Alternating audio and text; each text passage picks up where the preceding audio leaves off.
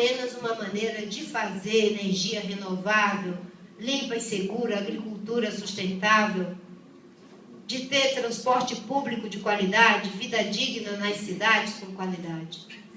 Sustentabilidade é, sobretudo, uma maneira de ser, uma visão de mundo, um ideal de vida. É por isso que quando as pessoas às vezes me perguntam, senadora, onde é que a senhora se situa? Eu digo, eu me considero sustentabilista. E existem os sustentabilistas conservadores, mas existem os sustentabilistas progressistas. Assim como existem os desenvolvimentistas conservadores e como existem os desenvolvimentistas progressistas. Os sustentabilistas conservadores são aqueles que, se a economia estiver boa e a natureza preservada, está tudo bem. Quem for pobre, que fique onde está, e quem for forte, que se aguente. Mas eu venho de uma tradição com o Chico Mendes que cunhou o conceito de socioambientalismo, que hoje está sendo adotado no mundo inteiro. Nós cunhamos essa ideia lá no Acre, de juntar a ecologia com economia, ecologia com justiça social, entendendo a sustentabilidade não apenas como uma maneira de fazer, mas como uma maneira de ser. O que é um modelo sustentável de desenvolvimento? As Nações Unidas estabelecem 4 dimensões para que um modelo possa ser considerado sustentável. Ela trabalhava inicialmente com apenas 3 dimensões da sustentabilidade. Que um modelo, para ser sustentável, tinha que ser, do ponto de vista econômico, transformando suas vantagens comparativas em vantagens competitivas. Por exemplo, nós somos o país da maior biodiversidade do mundo. 20% das espécies vivas do planeta estão sob a nossa responsabilidade. Mas nós temos que transformar essa vantagem comparativa numa vantagem competitiva antes que transformem tudo em capim, cheio de uma pecuária de baixíssima produtividade, uma cabeça de gado por hectare, um emprego a cada 400 hectares de floresta destruída. Precisamos investir em conhecimento, tecnologia, inovação, na busca de novos produtos, novos materiais, novas fontes de riqueza, novas ocupações, que sejam capazes de fazer com que esse país seja economicamente próspero, socialmente justo, ambientalmente sustentável, não destruindo as nossas riquezas naturais. Um modelo para ser sustentável precisa ser também do ponto de vista social, eles admitem. Porque não adianta gerar riqueza se a riqueza fica com meia dúzia.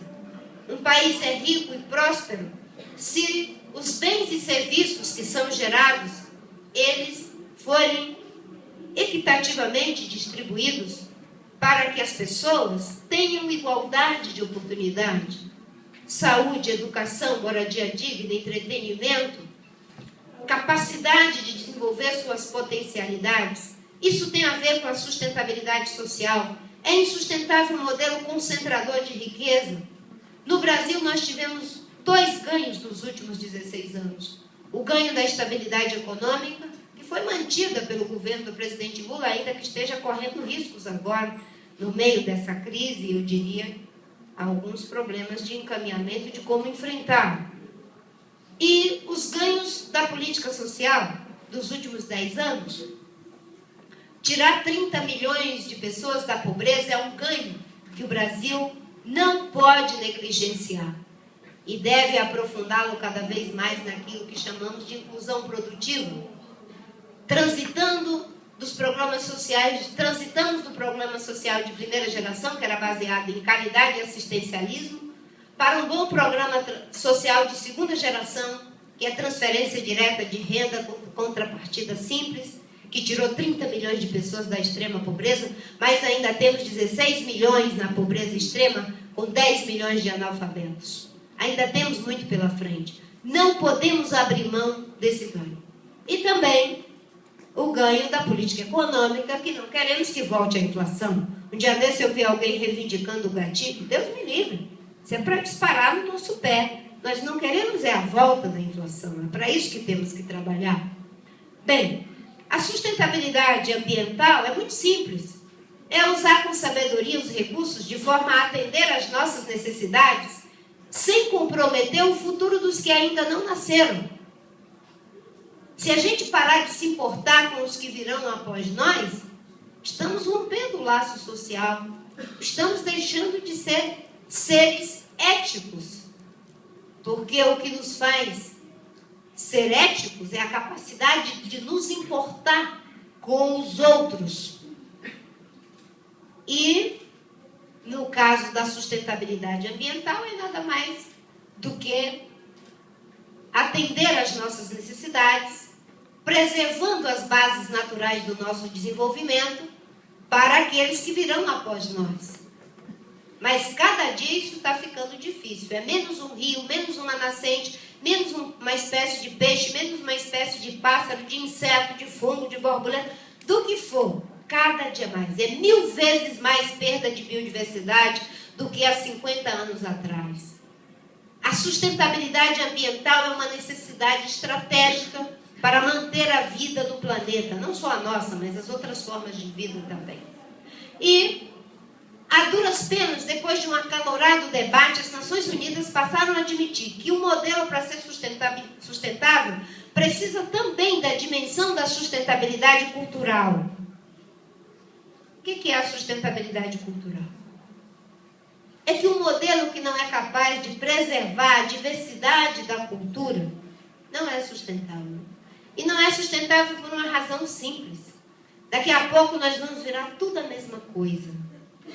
E na biologia, e os biólogos sabem disso, que se você clonar indefinidamente uma espécie, sem fazer, não é, uma alimentação do teu banco de germoplasma, aquela espécie entra em erosão genética. E se nós virarmos tudo um saco de batata, usando as mesmas coisas, mesmos costumes, tudo igual, nós vamos entrar em erosão cultural. Porque não é possível estabelecer a troca na mesmice. Só é possível estabelecer a troca na diferença. Um modelo que vai pelo caminho da homogeneização cultural é insustentável. E as Nações Unidas hoje admitem isso. E eu acrescentei mais 3 dimensões. Um modelo para ser sustentável é preciso ser do ponto de vista estético, também do ponto de vista político, também do ponto de vista ético. Mas a sustentabilidade estética tem a ver com o quê? Imagina, num mundo em que 2 bilhões de pessoas estão passando fome, por que se preocupar com a estética? Alguns podem falar assim, tem gente que diz assim, para que se preocupar com o meio ambiente? Tem que se preocupar com a pobreza. O problema é que quando vem as chuvas, os deslizamentos, quem paga o preço mais alto da crise ambiental são os pobres. Porque os que têm, os que podem, os que sabem, dificilmente moram nas zonas de risco. Bem, a sustentabilidade estética tem a ver com aquilo que nós somos.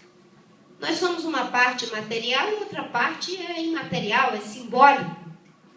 O nosso olhar se constitui também do que é imaterial. E eu costumo usar um exemplo. É insustentável o modelo que quisesse homogeneizar as paisagens, uma coisa chata, uma mesmice. É só a gente andar assim 30, 40 quilômetros, só soja.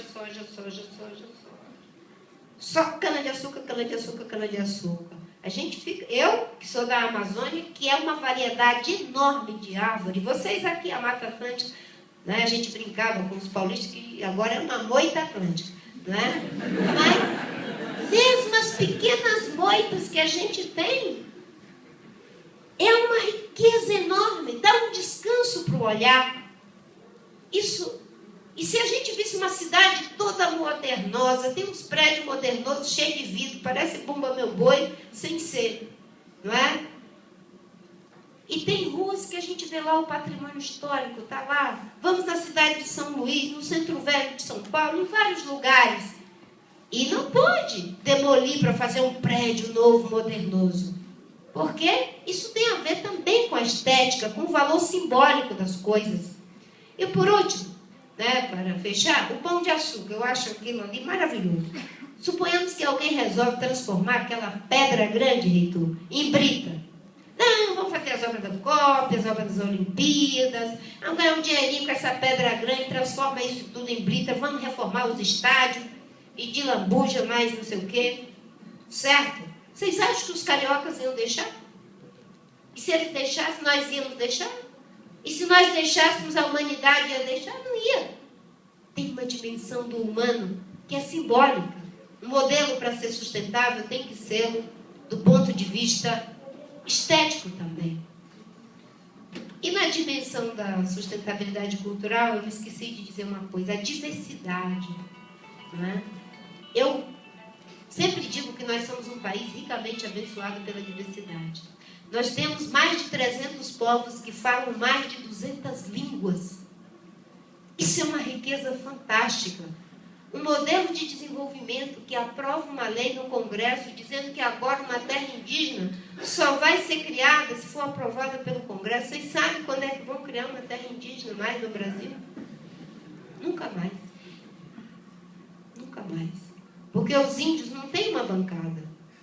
No máximo eles conseguem 20, 30 deputados.